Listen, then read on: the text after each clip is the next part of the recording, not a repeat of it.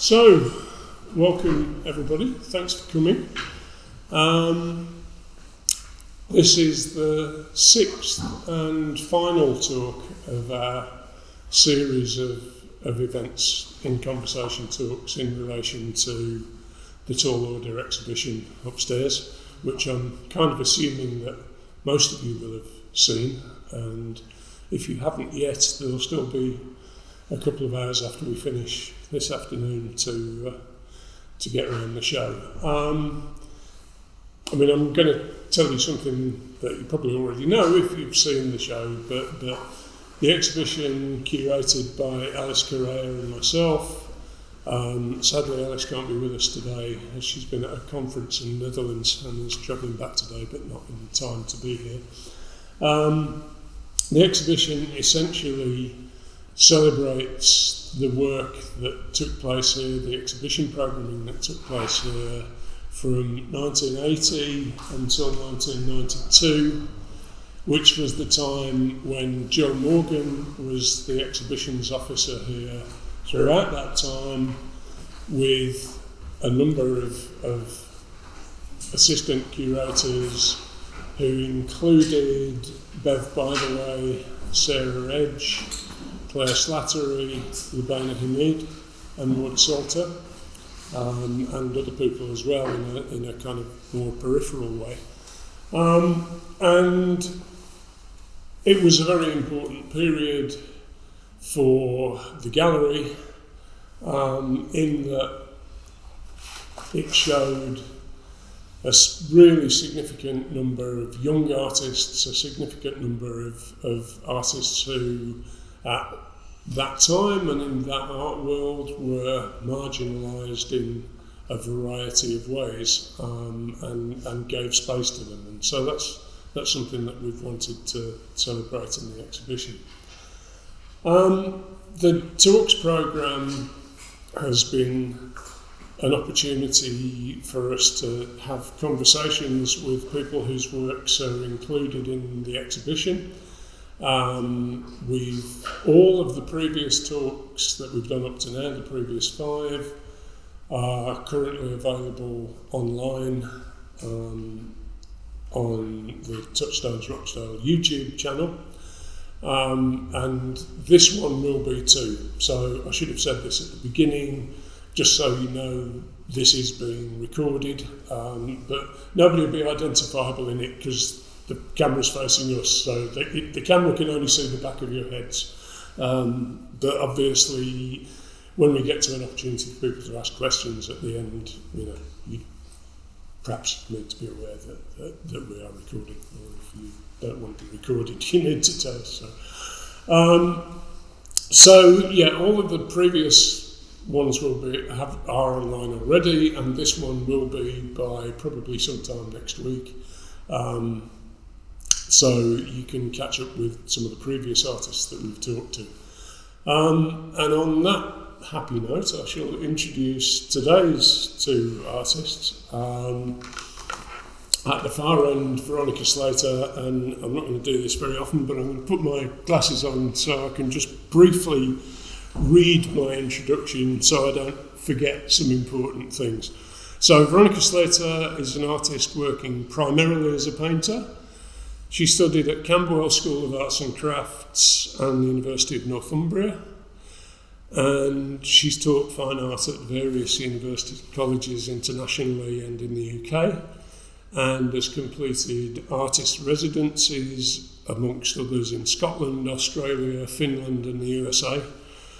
And Veronica's been included in the prominent UK touring shows along the lines of Resistance, which was a show that was shown here and one that certainly we'll be talking about this afternoon, and The Borrowed Image. And she's exhibited widely, including in London, Brighton, Birmingham, Darlington, Oldham, and internationally in New Zealand, Dublin, Berlin, Tallinn, all over the place. So we'll find out a lot more about Veronica as the afternoon goes on.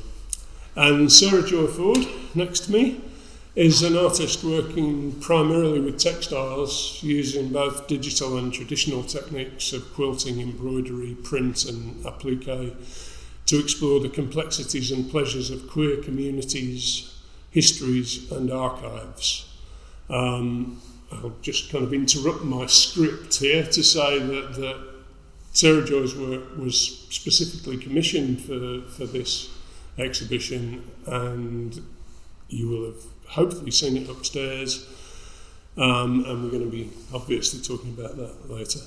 So Sarah Joy studied fine art at the University of Leeds, and she's recently completed a PhD at Manchester School of Art, and she's had recent residencies at Plas Newydd Historic House in Llangollen and at One Archives in Los Angeles, and commissions, amongst others, for the Pitt Rivers Museum in Oxford, the Whitworth Manchester and Manchester Science Park, as well as her commission here for us. And other exhibitions include Vine Gallery Newcastle, Home in Manchester, and you have two forthcoming exhibitions, Hair at Babinska Brownlee Gallery in London, and Rabbit. Maybe we're going to talk about hares and rabbits later, I don't know, at Bury Art Gallery and Sculpture Centre. And one of the things we're going to talk about at some point this afternoon probably is the importance of municipal and regional galleries in the north. And on that note, I'd kind of encourage people particularly to go to see Sarah Joy's show at Bury Museum and Art Gallery and Sculpture Centre, because it's currently under threat of closure.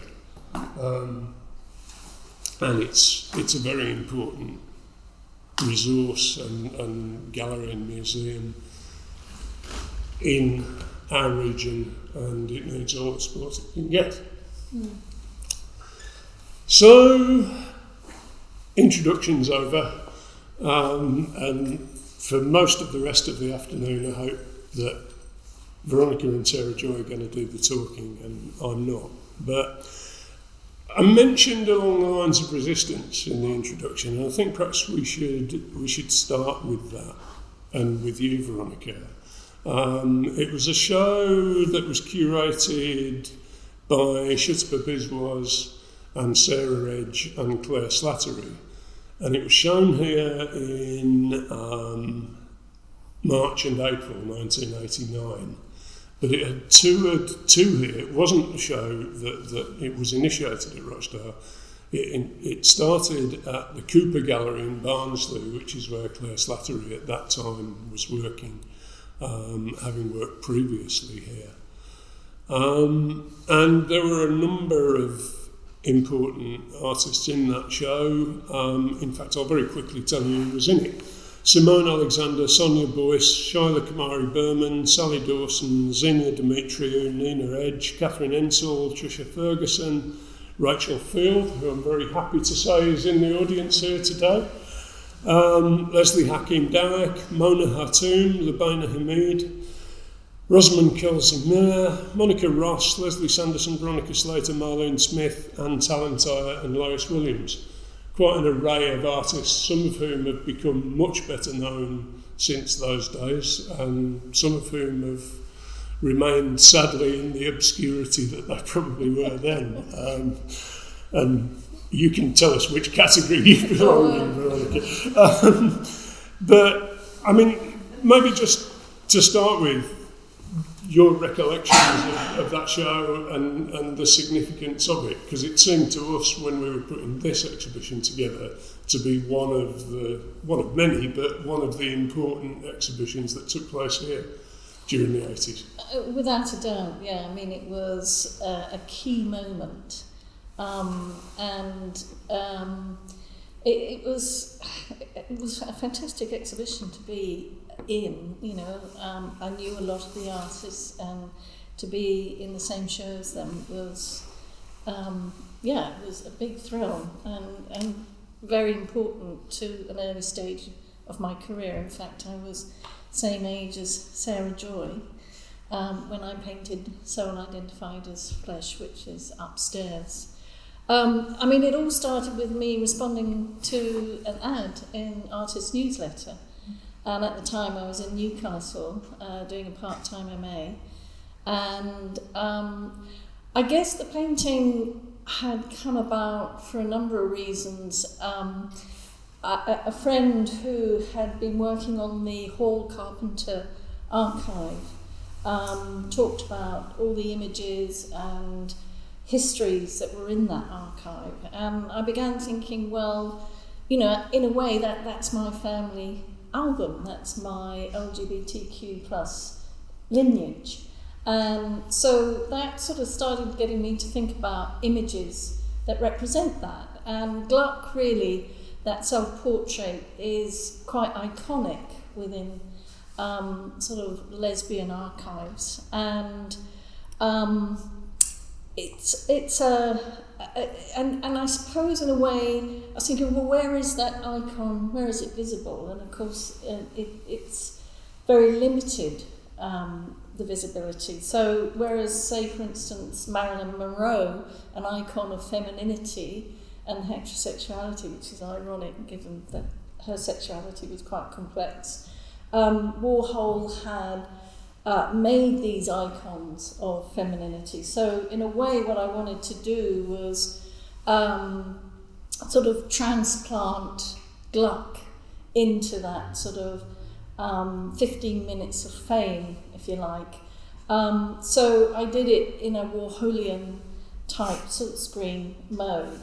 And then the figure standing in front was my partner at the time, Sue.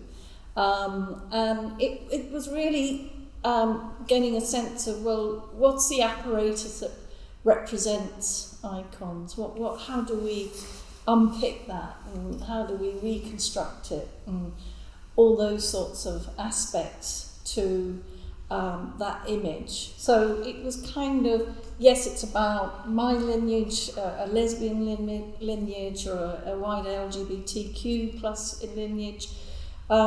So that's really how the painting came about. And then when Claire Slattery came up to Newcastle, to my studio, you know, which was fantastic, and she liked it, and it got included. And as I say, to have it within such an amazing exhibition, and it was an amazing exhibition actually, and it's very important that it's got visibility again. I mean, just as an aside to this conversation, really, it's interesting you mentioned that you were the same age then as Sarah Joy, as a quite young artist is now.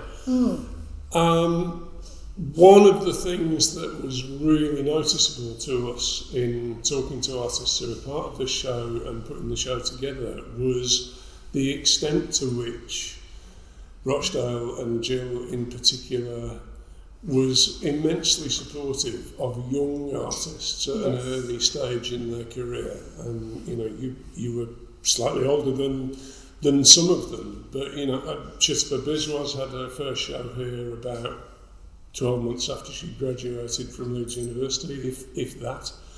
And a number of other artists that we've spoken to have all talked about the way in which it was an immensely important beginning point for their career. And indeed, many people have said to me, if it wasn't for Jill Morgan, I wouldn't have had a career. Because they were given solo shows in a beautiful gallery like this one, a year or two at the most after they graduated from art school. They had catalogues in many cases. I mean, Pete Clark said to me, you know, got out the catalogue proudly and said, somebody made this for me, you know, when I was 23, and it was an astonishing thing to even, I mean, it would be exceptional now, and it was exceptional then. It can't be overemphasised that, because it was hugely important. And I mean, I think it's the bedrock, if you like, of the beginning of a career for many of those artists. And then it toured, of course, that exhibition all over. So yes, I completely underline that, Derek. I wondered, I mean, Veronica talked about the kind of iconic status of Gluck and that portrait as an icon, and I wonder if, you know, is Gluck an artist who at any stage was important for you, or in terms of, you know, discovering queer artists from an earlier period when they were perhaps less prominent than they might be now. Yeah, I mean, my work has been, kind of similar to what Veronica was saying. It's very much grounded in this impulse of looking for that lineage, looking for that heritage, and particularly around visual cultures. So my PhD work was so motivated by this kind of desire to kind of build a visual lineage and look for this visual language. But I kind of decided to go into the archives rather than looking at than a kind of art historical perspective. I was kind of looking for the symbols, the imagery, the visual cultures, like especially in kind of self-publishing economies and what has ended up kind of circulating through lesbian and feminist communities. Luckily I left myself a very broad research question, so it ended up more about following these kind of lines of friendship and intimacy and who I happened to meet. And I think I value not having that strict research parameters, but that broadly it is this desire for connection, for lineage, and for the visual language that's going to express that.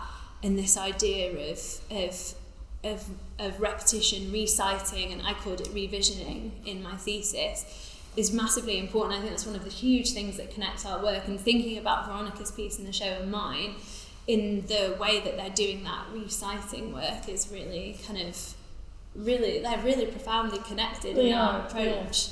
Yeah. It's an incredible parallel. I should probably explain my commission a bit more. We'll come on to that. Okay. We'll come on to that maybe in a minute or two. Just before we leave Gluck, actually, it's worth mentioning that Gluck in a kind of way appears twice in this show because they appear in your painting in terms of the way in which you reproduce the self-portrait with cigarette painting. But there is, as you enter the second gallery upstairs, there is a wall of still lives and flower paintings, and included in that wall is a painting called The Devil's Altar by Gluck from 1932, I think. I don't know whether you know that. And I just wanted to mention that in the context of why that wall is there and why Gluck's part of it, because another of the really interesting things I think that happened during the 80s through Jill and the rest of her team's curation was a way of thinking about artworks, historic artworks that were in Rochdale's own collection through a different lens. So kind of showing radical work perhaps suggests that the work all has an overt political dimension, as much of the work that was shown here at that time did, and as much of the work in the show upstairs now does.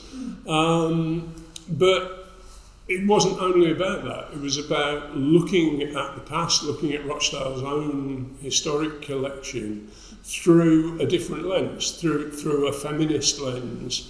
And there was a show in the 80s, mid-80s, maybe late 80s, can't remember the dates now, of Victorian women's flower paintings, for instance. Flower paintings by Victorian women is what I'm trying to say.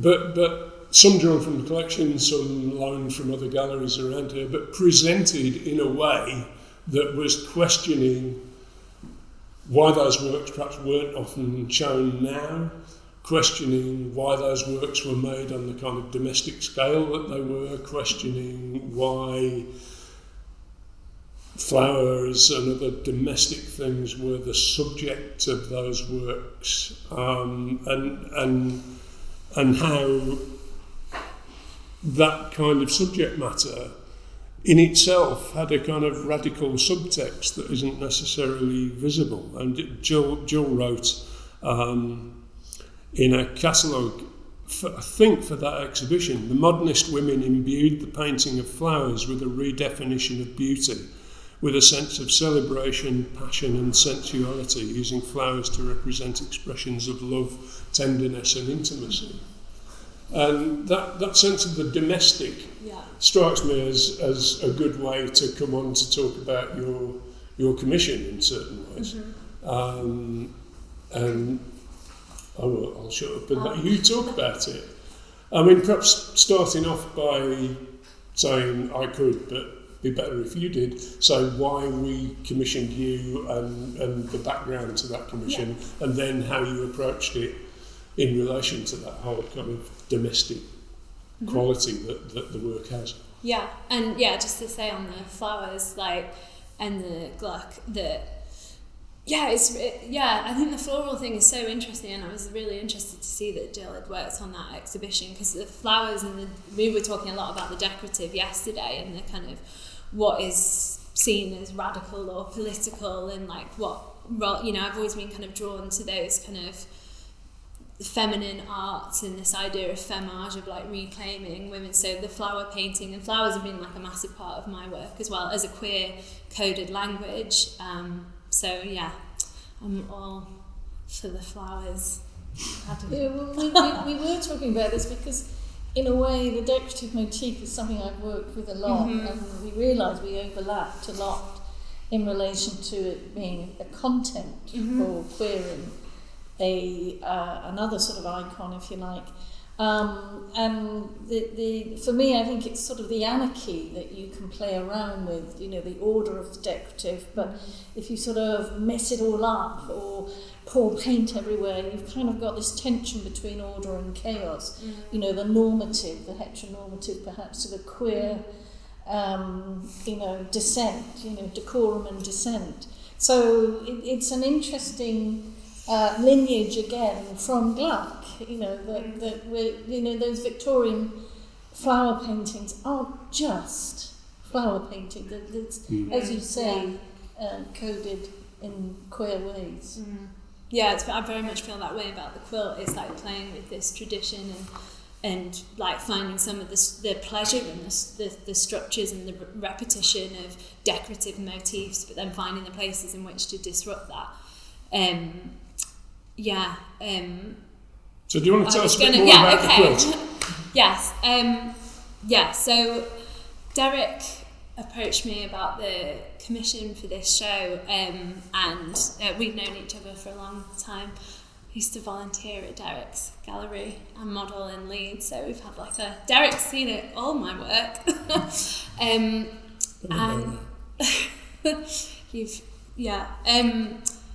So Derek brought me Rachel Field's catalogue from her 1991 show, Real Lemon Broadening Out, and I was just totally blown away. I'd never come across Rachel's work before, which I couldn't believe now looking at it, and knowing that she lives in Manchester and we were right next to each other all this time. Derek was asking me about creating something contemporary from kind of the next generation of artists, and this really came out of as well the way that I've been working in my PhD project, which was about using quilt making to revision lesbian archive materials. So I was really thinking through about how different ways of creating history and becoming a part of that, and what the quilt could do as this kind of, I talked about it as this devotional object. I wanted to find a way to work with the kind of archival histories of lesbians in the UK and find my own way through of doing that, and kind of finding spaces for silence and quiet, and the kind of devotional, emotional qualities of the stitch gave me a way to navigate that. So a lot of my work, it comes out of this desire for connection, for intimacy, and for stitching myself into that history. It's become my way of finding my place in the world, which was not what I thought it was going to be about when I started it. So yeah, the opportunity to work kind of within that lineage of what Rachel had done in Real Lemon, which was this incredible solo show in '91 of beautiful, brightly coloured oil paintings that were representing lesbian domestic life and Rachel's own life and relationships, and just absolutely with a brilliant catalogue essay. So we sort of set about, I managed to get in touch with Rachel and have conversations with her, which has been totally brilliant and inspiring. So thank you, Rachel. In that context, perhaps we should say that one of the reasons that Alice and I approached Sarah Joy for this commission was that we were really excited about Rachel's show when we discovered it, but we only discovered it through the catalogue, because that's all that there was, a small catalogue, A5 size catalogue, with fortunately some beautifully printed colour illustrations. But she was one of very few artists that we were aware of who showed at Rochdale during the 80s who we really wanted to represent in the show. But despite our best efforts, we didn't manage to find you, Rachel. and so one of the reasons that we commissioned Sarah Joy was so that there was a way of representing that work in this exhibition through your new work in a commission, and also the fact that you were going to, and you did, put together a vitrine of documentary material from Rachel's show and the materials that we could find in the archive here.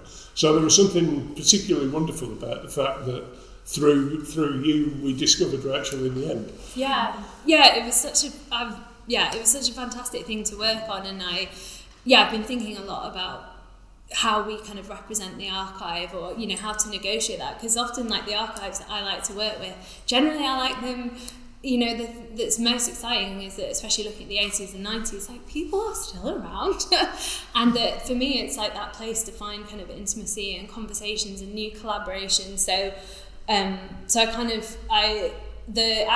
there's a quilt upstairs which is was inspired by Rachel's painting A Domestic Scene in Whalley Range, and I live next door with my partner Talon in Chorlton, so I kind of took that prompt of this. I love the representation of the domestic life. A lot of the time we're working with outdoor images, a lot of kind of photography, and it's like, it was just so unique, this beautiful kind of intimate representation of two women in the bathroom with a cat pissing on the floor. I just totally fell in love with it, so I wanted to create my kind of version 30 years on. So it's a portrait of me and my partner Talon and our guinea pig Baby Puff in our bathroom in Chorlton. And then I came for a site visit, and I had Lexis Bard Johnson, who curated my show in Los Angeles, happened to be visiting, and she came with and met Derek, and there's another piece that Rachel did was this with her partner was an installation with a bath and a shower curtain that was painted. There's also an image of that in the vitrine, and we wanted to reference that in some way. We said, have you got a bath in your archive at all? Actually, yes, we do have a bath in the archive. So that's why there's an enormous bath hanging under the quilt, because I wanted to kind of reference this kind of repeat domestic motif and of bathrooms that's in Rachel's work. And then asked if we could put together, because me and Derek went to have a look at all the archive materials from Rachel, and I just thought that it was so important to represent the full context of we've got Rachel's painting as well, that all those things are in conversation with one another, and we've kind of got that the archival material being there was so important to me, because it says something so important about the struggles that lesbian artists have faced to be represented. It was incredible that Rachel had that show during Section 28, and that it had something that was it was such a difficult thing to do, to be kind of out lesbian in terms of you as a person, and then in your work as well, and the kind of massive impact that artists like Rachel have had in kind of carving that space out for other queer women to be, and to be an out lesbian artist who's making work about lesbian history, lesbian community, lesbian identity it's quite a rare and beautiful thing. And I wanted, there are letters there as well of like Jill trying to get the show to tour, and kind of we included like rejection letters from galleries, wanting to really illustrate this was not an easy environment to put on a show like this, and that's a testament to Rachel and Jill and everyone at Rochdale that it happened. And I'm just so happy that we got to have that kind of, because sometimes there's so much that goes into my work in terms of like research, and that it's brilliant to have that represented in the space and to kind of tell a bit more of a fuller story of Rachel's work and the show and everything. Just anecdotally, another aspect of the bath that's rather nice, I think, is the reason that bath is in Rochdale Museum's collection is that it's a Victorian kind of hand painted around the edge of the bathtub bath, and it belonged to John Bright, who was a Victorian industrialist who had significant connections with Rochdale, significant connections also with my hometown of Birmingham. There's a John Bright Street in Birmingham, which is where the Icon Gallery used to be before it moved. But John Bright, there's a statue of John Bright in the park over the road from here, which was used in the 80s by the performance group Sister Seven in ways that were about critiquing the idea of Victorian philanthropy and its origins in empire and the misogynistic aspects of it. It was used again by the artist Jocelyn Kaur in a recent work that was commissioned by Rochdale for a previous exhibition about 2 years ago, but which is also included in our exhibition here. And we kind of rather like the idea that John Bright's bath would have two lesbians cavorting in their bathroom represented on the shower curtain. That's what happens if you leave your stuff in archives. Exactly. But I mean, you very briefly mentioned Section 28 there, and I think this is something I wanted to talk to you both about, but I mean, perhaps particularly Veronica, because you will remember it well, as many people in this audience who are of Veronica's generation and my generation will remember. Section 28 was introduced by the Thatcher government in 1988, I think, and survived until it kind of was different in different countries because of the way in which England and Wales and Scotland had different laws. But I think it survived in England until 93.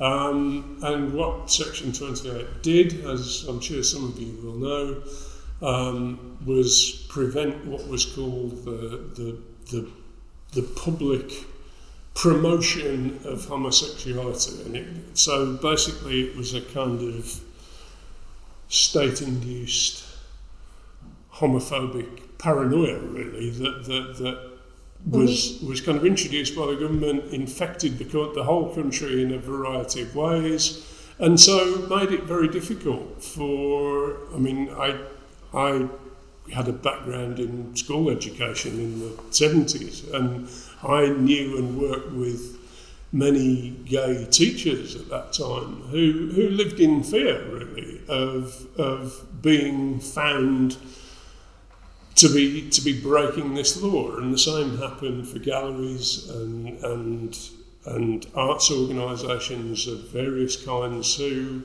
either had to or felt they had to at least self-censor what they were doing. And so, when you talked about, the importance of Rachel's exhibition here in kind of overtly celebrating her sexuality and her lesbianism, that one of the reasons that we were so keen that we should include that as part of this exhibition was that although there were many, many women artists shown here, many of whom were lesbians, very few of them, for obvious reasons in this context, made an overt statement about that in a way that Rachel very clearly did through that whole exhibition.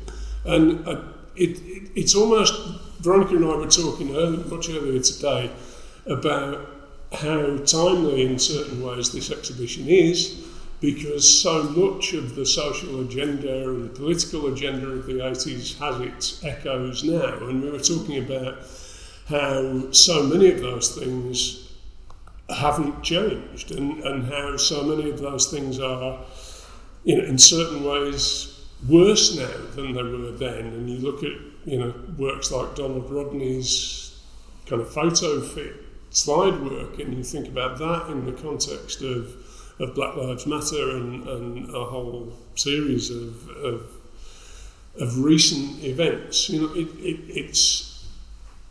It's depressing in lots of ways how little has changed. But there are areas where some things have changed, and maybe that at least is one of them. And from somebody who's working now and was working then and experienced Section 28, I thought it'd be good if you could talk to us a little bit about that. Well, I think one of the things that came out, we were always referred to as a pretend family, and I think that's one of the things that's important about Rachel's visualisation, that, this idea of pretend is bizarre, really. But it was very much a hostile environment, Section 28. I mean, they were heady times. Marches, it was, you couldn't be out, in a way it was compartmentalising your life. In fact, there was a recent film called Blue Jean, which I saw not so long ago, and it's the first time I've seen a film where I can see the younger lesbian self, how I compartmentalised my life, who I could be out to, where was it safe, all these sorts of things, constantly in your head. And there is a bit of a legacy of that still, I think. One of the things I think is so fantastic about what you do, Sarah Joy, in terms of archives, is bringing that to the fore again, because we can't forget how we've arrived where we are, and the sort of struggles that have gone on. And I think in a way, much of Thatcherism, and Thatcher said there was no such thing as society. This exhibition blows that out of the water. Of course there's a thing called society, there are communities. We all need each other. We need that cohesive. And particularly now, if anything, this exhibition is a call to action on all those levels. Because all those things of the 80s, whether it's around, what was happening in Northern Ireland, Bobby Sands, the miners' strike, Black Lives Matter, the uprisings in Brixton, because I was teaching at Brixton College during that period. I was teaching at Mexborough during the Orgreave, the Battle of Orgreave. All these things were context. We were embattled. And, to say the enemy within sort of really pinpoints the sort of what Thatcher, it was really irresponsible for a leader to start saying these things. And in a way, we're still living with that legacy. And that's why this exhibition is so important. But certainly, Section 28 was a massively destructive impact on many of us on that generation. But, hey, I'm still here, I'm still Absolutely. I'm still a stroppy dyke, and will be until I die. Here's to that. But, yeah, I mean, it is an example. I was thinking when you were talking about Section 28, it was obviously the time of widespread panic around the AIDS crisis, as well as a time when, gay men were dying every day because of AIDS. It was the bedrock to that fear around AIDS. Yeah. And, because Section 28 laid the foundation of all that fear and hostility. Yeah. And all of these things, again, you can't underestimate the importance of what was being done here in Rochdale and the bravery of what was done. I mean, earlier than either of the shows that we've been talking about so far, along the lines of Resistance in 89, I think, and Rachel's show, which was in 91, I can't remember if it was 85 or 86, there was a fundraising exhibition here that had been organised by London Lighthouse, and so a major fundraising exhibition for London Lighthouse, which was a centre supporting gay and lesbian people, but particularly gay men who were massively affected by AIDS at that time. And so to be doing that in the 80s sooner than almost anybody else was doing it, to be overtly showing lesbian work during the time of Section 28, it's all, I think, an illustration of really how important what took place here was. But let's broaden it out a little bit. You talked a little bit about, the importance of archives for you, and I wondered if you wanted to say a little bit more about, perhaps about how this commission that you've done for us with Rachel's work relates to your wider practice, how it might even perhaps be an influence on the new work that you're making at the moment or are thinking about making. Yeah. Do you want to tell us something about that? Yeah. So we already had this kind of... so the work that I was doing before, I was kind of interested in how we didn't have a lesbian archive in the UK. That was kind of the prompt when I was thinking about my PhD research, and I wanted to research and find out where has this stuff gone. And there was a lesbian archive in the UK, the London Lesbian Archive and Information Centre that was in London, and again it sort of collapsed under the weight of Thatcher policies, but also a lot of internal fighting. This was kind of the period of the so-called lesbian sex wars, which were a lot more complicated than that, but a lot of internal kind of disputes that led to this collection breaking up. And that's why I was kind of interested how these kind of national politics and then very internal politics determined where materials ended up. I started looking at Feminist Archive North at Leeds, which the other half of that collection is down south in Bristol, and then the London Lesbian Archive stuff, most of that's in Glasgow, and kind of like tracking the kind of emotional and affective politics of where these things ended up. And I started off with suffrage, and I started off doing a project about Vera Holmes, who was a lesbian suffragette whose collection is at LSE. But then I just got more interested in meeting women, basically, and I just travelled very swiftly from the suffrage to the 80s, and realised that the best bit about doing archival research was kind of hanging out with people. And so I worked with a photographer called Phyllis Christopher, who was she's a photographer for On Our Backs magazine. She was also one of the photo editors, and she lives in Newcastle now, and has started to have some really fun. She's had a book on her work published. She had a show at what's the fancy Newcastle place? Yeah, the Baltic. And it's been brilliant because that sort of happened while I've been doing my PhD, and watching her get the recognition that she really deserves for her amazing kind of body of work. And then I also work with the Rebel Diet, so I work very closely with Fish, who turns out and it became so much more about kind of getting this stuff out, and to me it increasingly became about this intergenerational relationships, and realising that the archive's value is kind of so vibrant and immediate in terms of especially working with, Section 28 kind of period of time, that we need to have these intergenerational conversations, because we're talking about the queer panic of Section 28, but we're going through that now in terms of trans panic and what's happening now in the government perpetuating these horrifying kind of narratives around attacking trans people. It's kind of the same.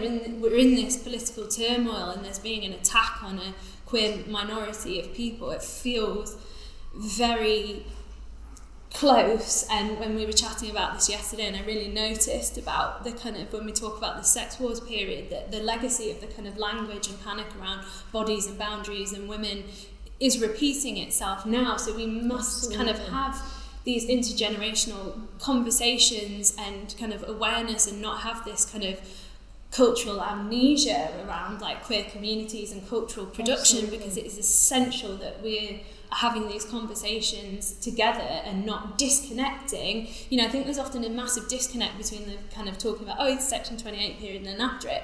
But it's like that legacy was still in place when I was at school, that legacy of silence. And it's interesting because it's so insidious, and it's kind of infecting and what we're seeing now. So it's like kind of trying to, I'm like wanting to kind of almost break with this division between our archive and now, because that's why I started to realise it was actually about stitching myself into that narrative and creating that continuity and conversation, not about like this is historical and then this is now and this is a kind of a pastiche of it, because it's these things are all still kind of going on.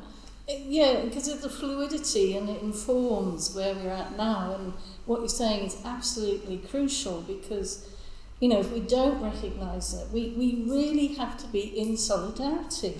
You know, I think Rennie Gumpel talked about that this is an inspiration to solidarity, and especially within the queer community, we cannot let these things fracture what, you know, our strength is in coming together. And so it's very important what you're saying, especially around the trans debate. We just so need to be in solidarity. And we need to sort of make sure that, you know, you can replace, you know, the whole thing about trans, and, you know, you can replace that with lesbians, you know, butch lesbians. You know, suddenly, oh, well, they're in, you know, women's toilets. Oh, my God, you know, there was all that then, you know, and it's just been transposed to now. And we've got to, it's not about identity, actually. It's about consent. All those fears that are sort of projected onto identity. It's really important that we don't let that, because, you know, talking about the AIDS crisis, you know, AIDS was projected onto the gay male body. These things we have to learn from, and, you know, so everything you're saying there, it's spot on. I think we're kind of getting towards the end of our hour, and I want to leave a little bit of time for people. Yeah, I know, time flies, eh? So I want to leave a little bit of time for people to ask questions if they want to at the end. But the kind of the importance of that intergenerational conversation, I think, has been really nicely exemplified today, because it's a conversation that we've tried to set up curatorially in the exhibition. You know, we were very determined right from the outset that this wasn't just going to be a kind of art historical survey of socially concerned, politically engaged art from the 1980s, and wasn't it wonderful what happened at Rochdale. We very much wanted to set up the exhibition in a way that included contemporary artists of a much younger generation who had different kinds of relationships in their work with the work that was shown here in the 80s, so that there's a kind of material dialogue, I hope, that comes through in the way that we've put the exhibition together. But it's been really nice that we've had an intergenerational conversation today. Because all of the talks we've done, the 6 talks we've done for this programme, have been between artists who are involved in the exhibition, but they've actually, up until this one, been between artists of a similar generation. So, for instance, Pogus Caesar's also in the audience today. We did a great talk with Pogus, where he talked to Malcolm Glover, who was an artist, photographer in residence in Rochdale in the 80s, at the same time that Pogus was making photographs in the 80s. So, and Leslie Sanderson talked to Sarah Edge, for instance, from that generation. And then we had 2 younger artists talking to each other just a few weeks ago, with Michelle Williams-Gamaker and Harold Offey talking to each other. But this is actually the first one where an artist two artists from the show, one from a generation that was very much part of work in the 1980s, and one who's much younger, has come together. So it wasn't planned this way, but it seems quite fitting that our kind of intergenerational curation has been mirrored in our final talk related to the show. So thank you both for that. But maybe there are people who would like to ask a question or make an observation or join in the conversation. Yeah? I've been lucky enough to work with Sarah Joy, but I'm only just getting to know your work, Veronica, through seeing the show, and I wonder, for the purposes of this legacy we're talking about, if you could talk a bit about your practice more generally, what moved you to paint originally, and how your work has developed through your life, just so for a snapshot for the purposes of our archive and learning. I'd love to know more. Yes, thank you. No, I'm happy to give a brief overview. I mean, I was I originally went to Camberwell, as was in the biography. Well, which was a very sort of painterly. There was no women tutors. It was sort of abstract, and then the Euston Road School. So it was a very sort of traditional context. And then moving on from that, going to the MA at Newcastle, that was a much more conceptually based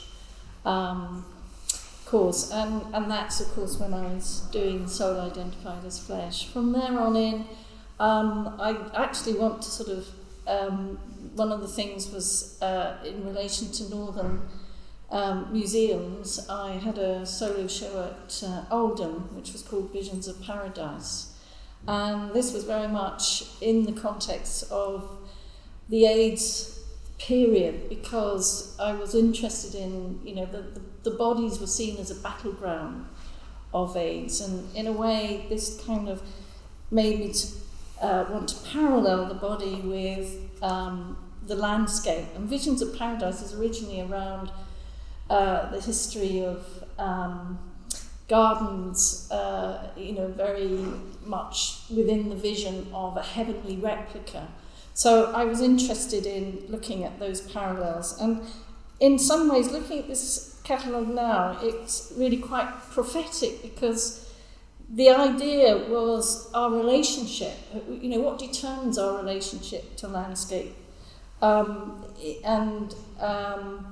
So basically the exhibition was trying to explore the parallels, the terrain of bodies and landscape. So this was kind of precursor to exploring the notion of climate change. Who has power over the land? So that was quite a major exhibition. And then, of course, one of the other northern centres, Darlington Arts Centre, and Alison Lloyd's here, was a show called Intervening Spaces, and that was more of an installation piece in site-specific spaces. So, I mean, there's quite a lot here, one way or another, and you're very welcome to take some of it away. But I hope that kind of gives a little bit of a snapshot.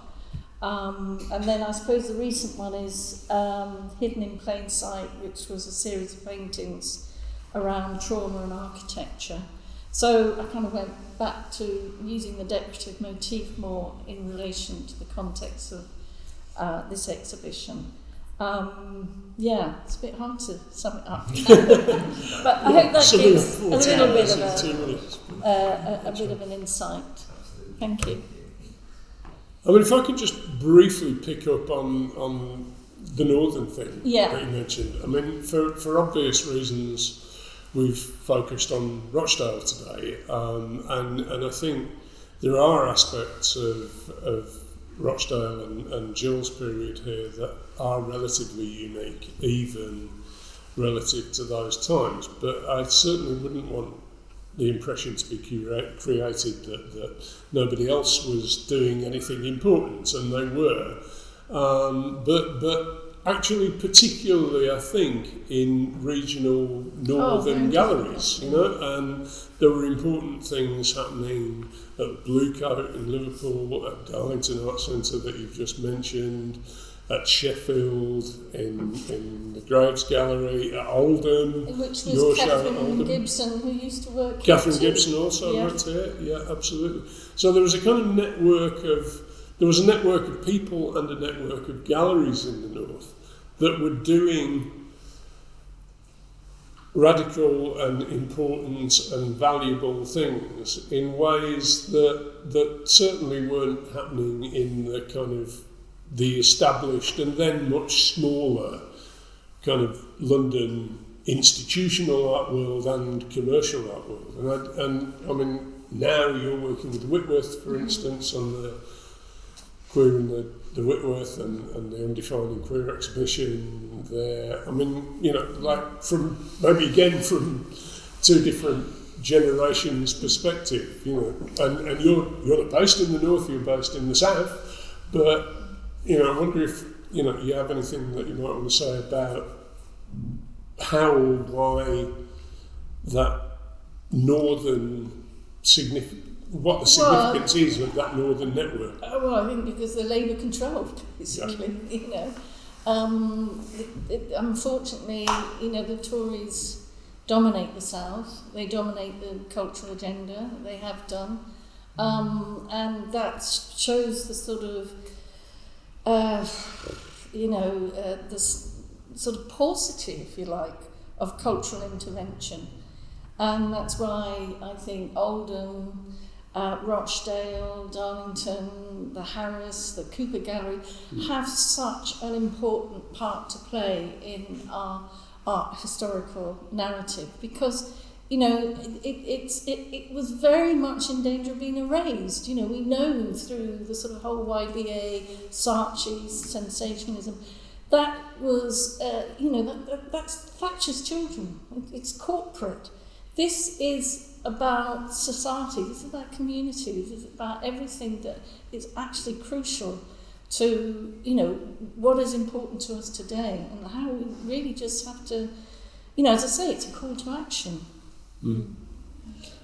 I think, I mean, you mentioned Labour local authorities in the north. Yeah. I think it's probably also got something to do with regional arts associations and the way the arts were funded then, before the Arts Council of England, where, you know, so the Arts Council itself now, despite what it might say and what it might be trying to do in certain ways, is still very London focused, both in terms of where the majority of its support goes and in terms of the way in which it's influenced by the idea of London in particular as a kind of capital of the international art world now.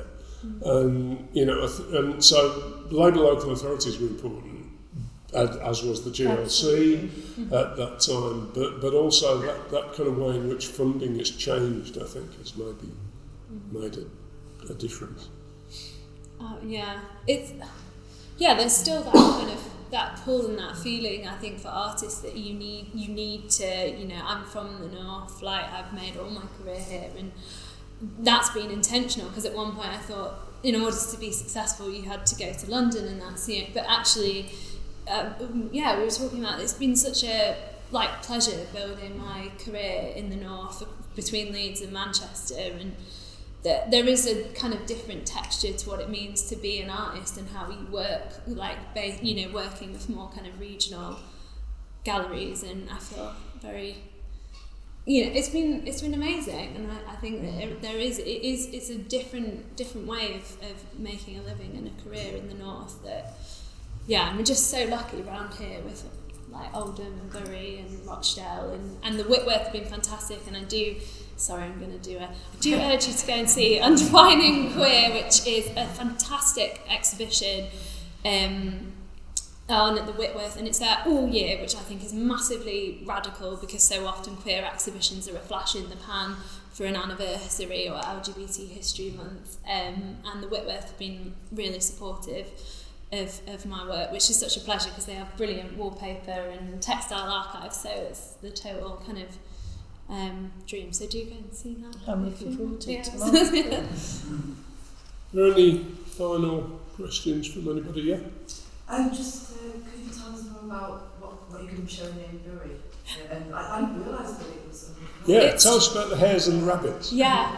I don't think either of them have been officially announced, so I guess this is it. Oh, right, sorry. Yeah. No, it's all right. I kind of realised I put it on my post the other day. I haven't just... Anyway, yeah, I wanted to do something different after I finished my PhD, and it is, in fact, the year of the rabbit. And I'm essentially revisiting my GCSE art project. And it's kind of split into 2 shows now, and has...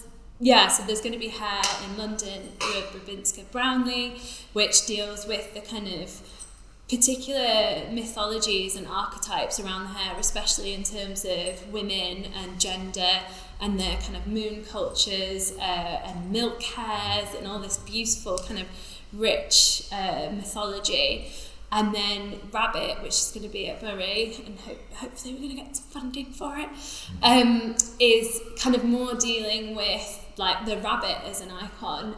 So in terms of, and especially with the stuffed animal, like I've always had this fascination. So quilts are my main kind of medium, and like the way that I've been thinking about them is this kind of, almost as this witness, this kind of domestic witness to the quotidian, and the way that fabric kind of holds these memories and stories within it. And who else is on the bed? It's the bear.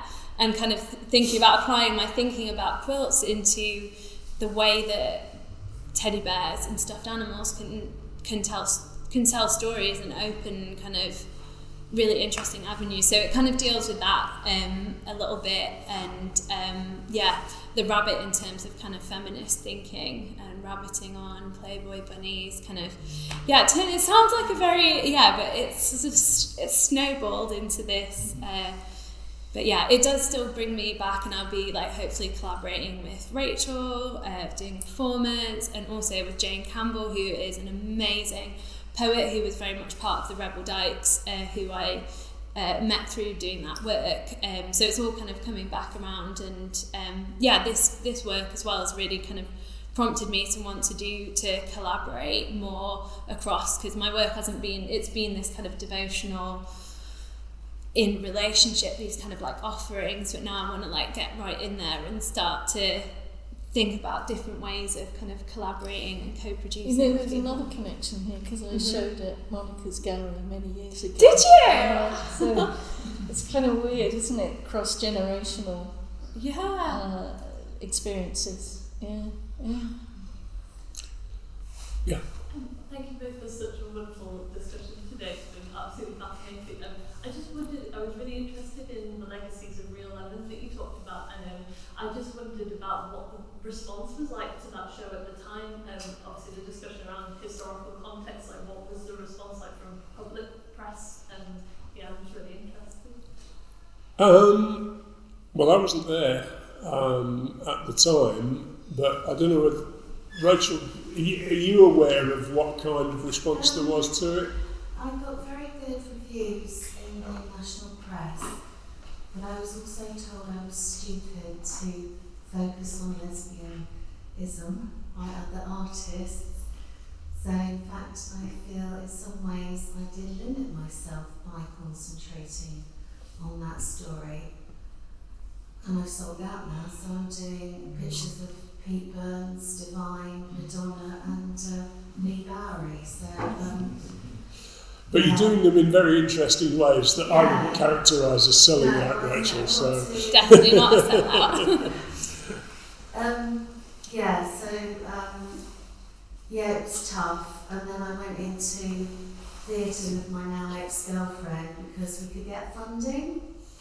And so I missed out on a lot of years of painting, which I actually quite regret, so sorry. So that's the story behind that show. And there is some of the, you can kind of see some of the aftermath of it in the vitrine upstairs in terms of Jill trying to negotiate kind of other places for the show to go. And then Rachel also had a show at the Pankhurst Centre and Pavilion in Leeds as well. So there's like a little bit of that kind of post-show in the archive as well. Just in a wider context, you've prompted me to mention something, which is that there's an article recently been published on an online Manchester-based magazine that I wasn't familiar with before, but some of you might know, called Manchester Mill, which is online. Yeah, I see one or two nodding heads in the audience. I will try and remember. Well, I won't try. I will post the link to, because it's got a paywall, Manchester Mill, but at the moment this article I think is on their sort of free page. But it's quite an extensive and well-researched article that they did in consultation with Alice and I, but they did a lot of research without us that we didn't know about. And one of the things it does, quite interestingly, is document quite a lot of the responses to the exhibitions of the time in the 80s, particularly the ones that had political dimensions that perhaps were, controversial in one way or another. And in a variety of interesting ways, it documents the negative responses as well as the positive responses. So it does something in a way that we couldn't do in the exhibition in a way. And so I'd recommend that. Manchester Mill, and I will post it on our Instagram page. I think it's also worth mentioning as well in terms of like looking at the kind of response and difficulties that lesbian artists were facing. Rachel co-edited an issue with Feminist Archives News in early 92. 92, I think. 92. Feminist Art News, Yeah. It was called The Lesbian Issue. Yeah. Was it not, Rachel? So that's a kind of really interesting window, and Rachel has talked about that it was difficult to find, out lesbian artists to kind of put together that issue. And yeah, that's a funny thing because I've had the same thing as Rachel, this like from other artists as well, that focusing on lesbian is this kind of narrowing niche. It's not, it's not interesting. It's not enough. Like, and it's interesting that that's still happening. It is really big. I mean, the thing is that it becomes visible, your sexuality, in all different ways. We're talking about the decorative, and certainly it's and of course a lot of the things like in the Darlington show was the heritage of my Irish Catholic generational. The purity and the whole notion of what that legacy meant in terms of confronting that through my own sexuality. So, it might not be overtly in the work, but certainly it's there, present. And I think that's really crucial to make, but it's really important for it to be, there, right at the centre of a practice too. And I think, the work you're doing is it's fantastic from that point of view. It's fantastic anyway, but you know what I'm getting at. I think that quote piece upstairs just is a stunning piece, actually. So, yeah, good. Thank you. Okay, well, I think that's a very appropriate and happy note on which to kind of draw this to a conclusion, so that there's still time this afternoon for people to visit the exhibition upstairs. And I'm going to say, because I'm conscious of the fact that we'll have a bigger audience when this recording goes online sometime next week than we've got in the room. So for the benefit of people who are not in the room but watching us later on YouTube, the exhibition continues until the 6th of May. So anyone watching this who hasn't yet had the opportunity to see the exhibition, and if your interest has been sparked today, then you've still got a couple of weeks in which to see it. But back to today, as I said, it's been a really interesting conversation, not least because of its intergenerational dimension. And thank you to everyone who's come along and been interested and wanted to hear the conversation. And on your behalf, thank you very much to Sarah Joy Ford and Veronica Slater. Thank you.